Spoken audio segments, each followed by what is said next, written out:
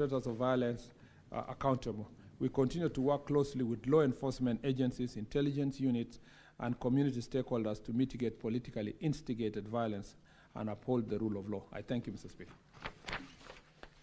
Honorable Boni, do you have any supplementary question? Yes, Mr. Speaker. Mrs. Cut out for him. As a former colleague in this House, I believe the minister wants to succeed, and we're going to support him. But, Mr. Speaker, these instances took place, Minister, as far back as 2023, and you're telling us you're still investigating a case where the financer hires school buses, recruits goons, they are carried in these school buses to a function, the goons start the violence, videos are taken, they are arrested, and the financer secures their release. For your information, Mr. Speaker, the financer is the governor of Kakamega. Why is the government shielding a criminal who is promoting this violence?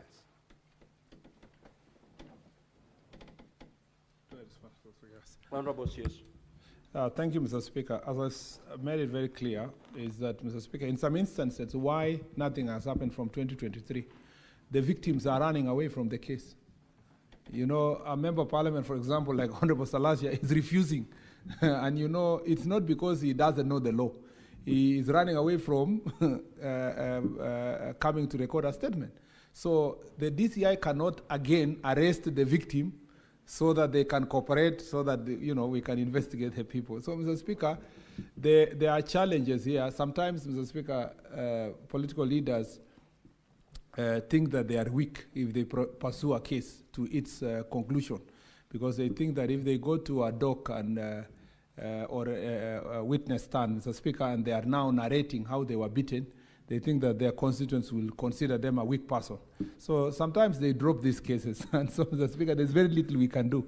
However, I agree with Honorable Boli Khalwale that our work is cut out, and it's unfortunate that leaders who we expect to assist us to de-escalate acts of violence are the ones who are organizing, Mr. Speaker, their goons and the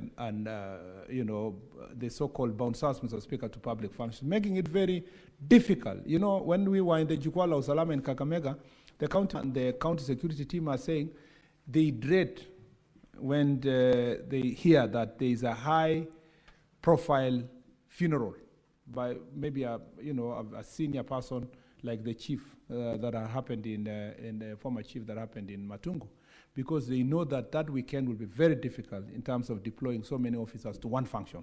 So, Mr. Speaker, we agreed that it is important for us leaders to escalate this behavior.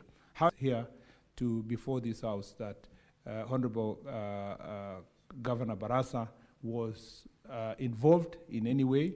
Mr. Speaker, as the DCI said that the investigations are still ongoing, we'll stand with that.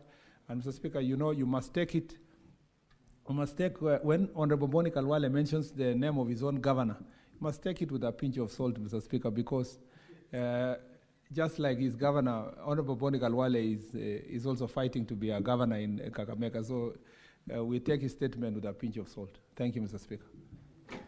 Senator Fomeru, you may proceed to ask question number 072.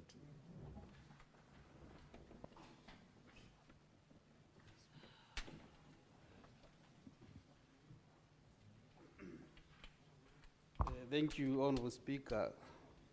I am here to ask question number 072 to the Cabinet Secretary for Interior and National Administration.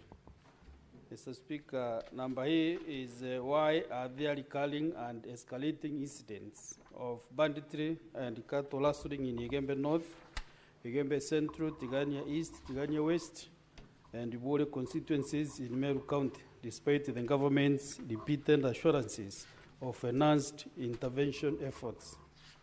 Number B, what progress has the government made in recovering stolen cattle, and could the Cabinet Secretary provide details of the nature and extent of support accorded to affected families to help reconstruct their destroyed homes and where stolen cattle have not been recovered to help restore their livelihoods? And C, could the government consider undertaking a security operation in the affected region similar to the multi-agency security operation, dubbed Operation Maliza Uhalifu, which was deployed in the North Rift region in 2023?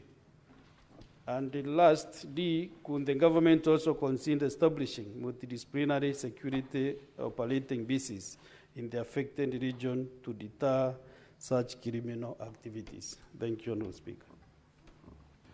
Honourable CS, you may proceed to respond. Now that your written response has been circulated to all honourable senators, you may wish to paraphrase in the interest of time. Thank you, Mr. Speaker. Mr. Speaker, in September 2024, multi-agency security operations was launched in the region after several strategic meetings. This has led to more coordinated and targeted operations across the affected sub-counties. Hence, a significant decline in cases of banditry and cattle rustling in Meru North grazing zone. While notable progress has been achieved, some operational and logistical challenges persist, hence impending